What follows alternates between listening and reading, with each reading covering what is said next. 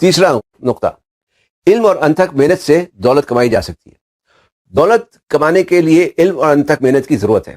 یہاں علم سے مراد پیسے کو یا اپنے فائنانسز کو کیسے مینیج کرنے کا علم ہے، یعنی پیسہ کیسے استعمال کرنا چاہیے کا علم، چاہے آپ زیادہ کماتے ہو یا کم۔ اصل بات پیسہ مینیج کرنے کی ہے، یعنی فائنینشیل مینجمنٹ کی ہے۔ عام طور پر کہا جاتا ہے کہ انسان کو اپنی کمائی یعنی اپنی انکم میں سے تقریباً 20% بچانا چاہیے، 50% زندگی کی بنیادی ضروریات کے لیے خرچ کرنا چاہیے، اور باقی 30% دوسری ضروریات کے لیے۔ پیسہ بچانے کا یہ مطلب نہیں کہ پیسے کو حفاظت سے بینک میں رکھ دیا جائے۔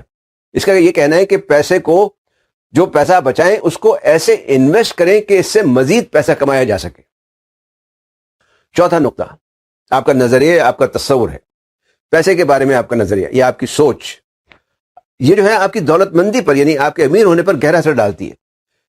منفی نظریات یا سوچ والے کامیاب نہیں ہو پاتے۔ پانچواں نقطہ، آپ کے پاس ایک پلان ہونا چاہیے۔ جو بھی پیسہ آپ کماتے ہیں اس کے لیے آپ کے پاس ایک پلان ہونا چاہیے، اور پلان جو ہے وہ ذہن میں نہیں بلکہ کاغذ پر ہونا چاہیے۔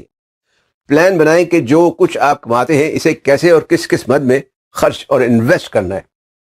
انویسٹمنٹ سب سے امپورٹنٹ چیز ہے۔ چھٹا نقطہ ہے نظم و ضبط۔ زیادہ تر لوگ وقت اور پیسے کا غلط استعمال کرتے ہیں، یعنی وقت اور پیسہ دونوں ضائع کرتے ہیں۔ دولت مند بننے کے لیے زندگی میں نظم و ضبط ضروری ہے۔ نظم و ضبط کا مطلب ہے وقت اور پیسے کا صحیح اور سوچ سمجھ کر استعمال کیا جائے۔ ساتواں نقطہ، صدقہ و خیرات۔